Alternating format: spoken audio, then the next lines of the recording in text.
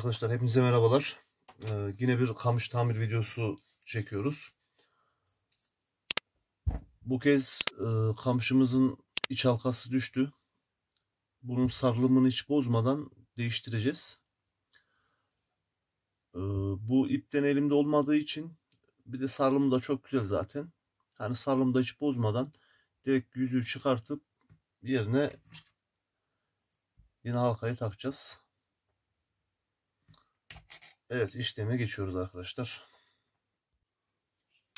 Evet arkadaşlar, öncelikle halkamızı iyi bir ısıtmamız gerekiyor.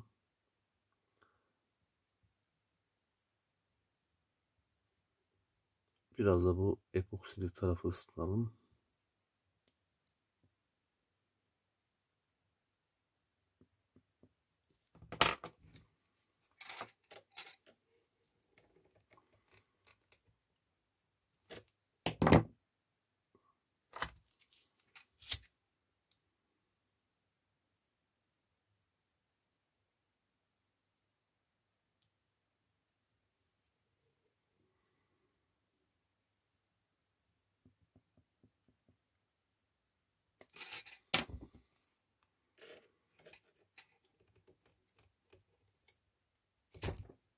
Evet.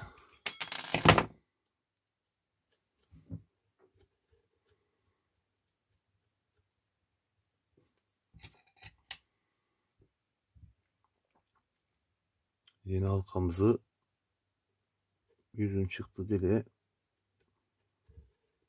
önce bir alıştıralım biraz. Bunun biraz şeyleri kalın herhalde.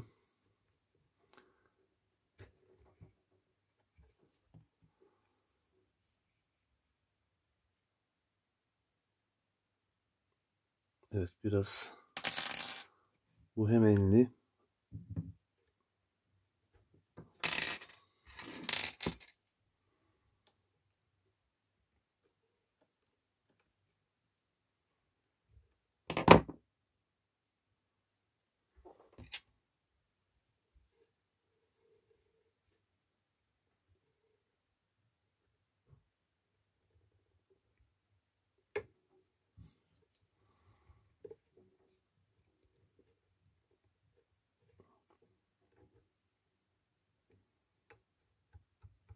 epoksisini biraz çatlattık ama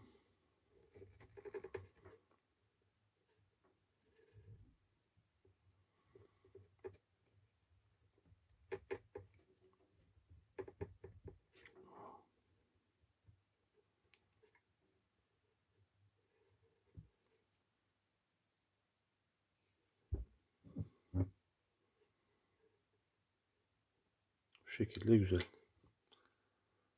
Şimdi epoksiyle de tekrar damlattığımız zaman epoksili etrafına gayet sağlam, güzel duracak. Evet arkadaşlar, yapıştırma işlemine geçiyoruz. Kullandığımız epoksi bu arkadaşlar. Çok hızlı kuruyan güzel bir epoksi.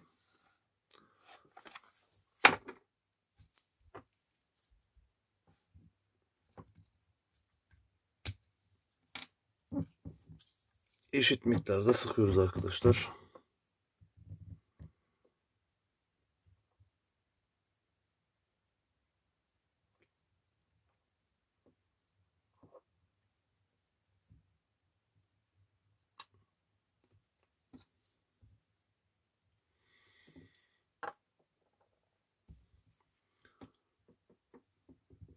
Güzelce karıştırıyoruz.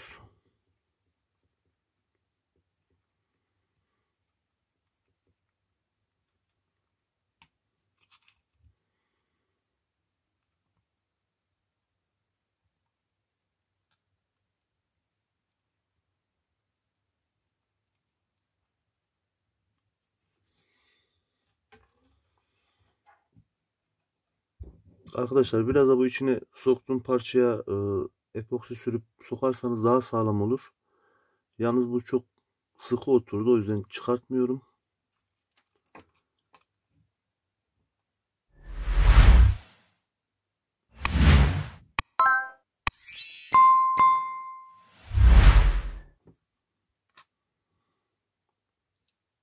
Kenarlarına, boşluklara güzelce epoksi yediriyoruz.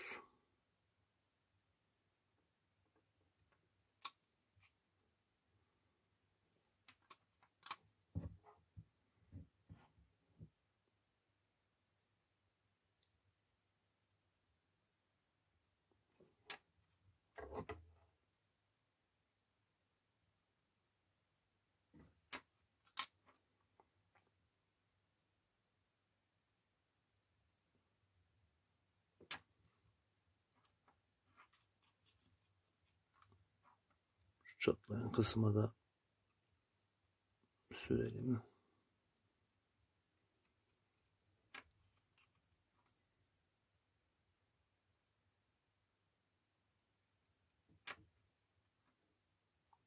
Hatta her tarafını böyle güzelce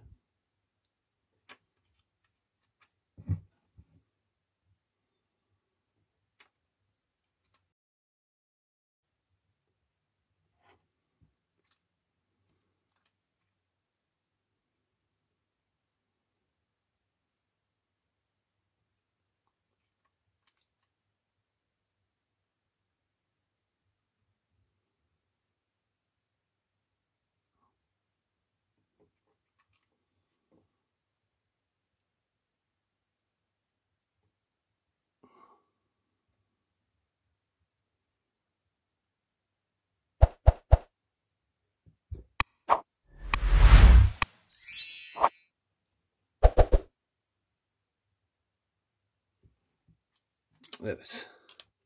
Evet arkadaşlar, epoksileme işlemini de bitirdik. Bu şekilde gayet güzel de oldu. Orijinalini hiç bozmadan kamışımızı onarmış olduk.